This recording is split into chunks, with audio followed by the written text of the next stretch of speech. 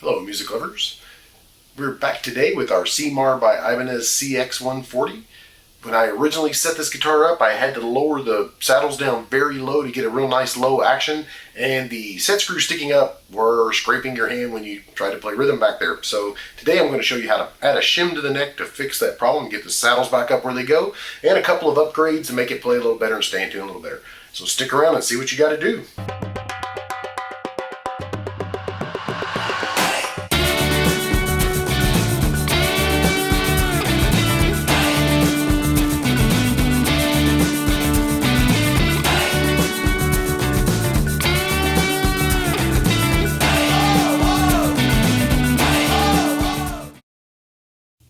So to get started, you have to remove the neck. So loosen the neck screws up and take them out. Be sure to pull the neck straight up out of the neck cavity.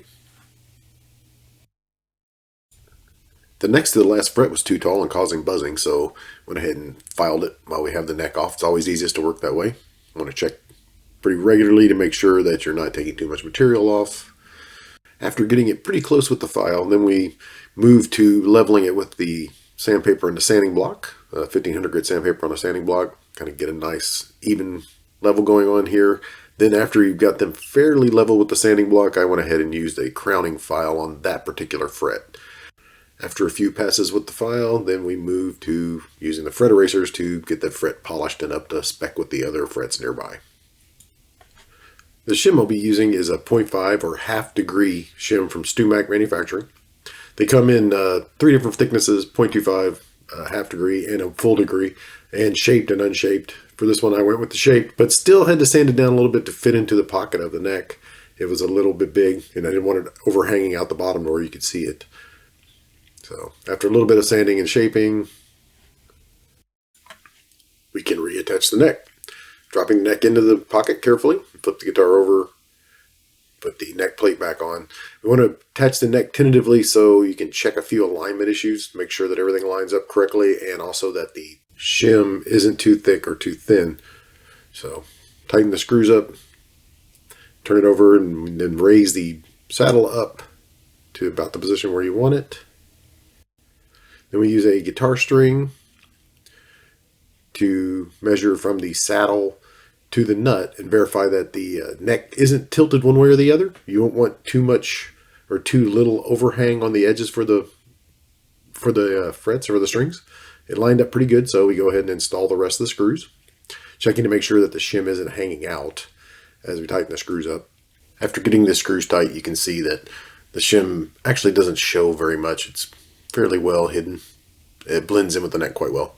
And then just need to raise up the saddles. So we take the Allen wrench and raise the other saddles up so we can, for a good starting point to help restring the guitar. But first, let's replace the tuning pegs. Not because they were bad, but just because I want to use them on another project. So we're going to replace these with a nice set of musically locking pegs, and we'll also upgrade the string trees while we're at it. So strip them off here, take the screws out. As always, it's good to make sure you have a good screwdriver tip if you plan to reuse any of these screws, because they're usually fairly soft and they're really easy to screw the heads up in. So I like the musically pegs. At the time of this video, they were around $25 a set, which is really not a bad price considering they're fairly well made and they do keep in tune very well. So just replace the pegs that were there. You have to put the lock washer and the screws in to get them lined up correctly before you put the screws in the back. So we'll go ahead and tighten this one up a little bit. And after you get it tightened up so that it stays secure, you don't want to crush the face of the guitar, but you do want it to be tight enough to stay in place. Check the screw hole alignment in the back. This is where I found that the screw hole alignment was off just enough that it wasn't going to fly. So we'll have to resort to filling and re-drilling the holes. Using wood glue and toothpicks. Put a little glue in the hole, put some glue on the end of the toothpick, and push it into the hole. Make sure it's inserted fairly securely, and give it some time to dry. About 30 minutes later, come back and just break them off. Generally, the wood glue makes the part in the guitar pretty solid, so you won't rip it out of the hole too much. But you don't want too much sticking up off the top, so you kind of want to scrape off any excess, or if you need to, use a razor blade and cut it down. Then line the pegs up to where they should go. and install the rest of them with the nuts and washers on the faceplate tight so that they're held securely so they don't move around when you're trying to line up to drill the new holes for the screws. Because if you don't drill screw holes for new peg head screws, you will strip the ends out. Then taking a straight edge, we make sure the pegs are straight. Misaligned tuning pegs really look bad, and nothing makes a guitar look more professional than everything being nice and straight and well attached. So then using a 16th drill bit along with some tape to make sure we don't drill too far, we go ahead and put some drill holes into the guitar. A drill press would be preferable in this case, but I'm pretty good at making a nice vertical drill. It just depends on your skill level. If you were doing this at home and have access to a drill press, use it. You'll do a much better job. And just put the screws in, and we go through and make sure everything's tight. Then after that, we'll install our new string trees. These are Graphtec string trees. I got a really good deal on them from Solo Guitars in Canada. They were about $6 a set, whereas they sell for like 11 or 12 for most places in America. So if you're ordering stuff from Solo and can afford the cheap shipping by ordering a lot of stuff, it's really worth it in the long run. These are really nice. They're very well lubricated. You don't have to do anything to them to use them. They'll just hold the strings down and stay self-lubricated, which is everything you could ask for in a string tree.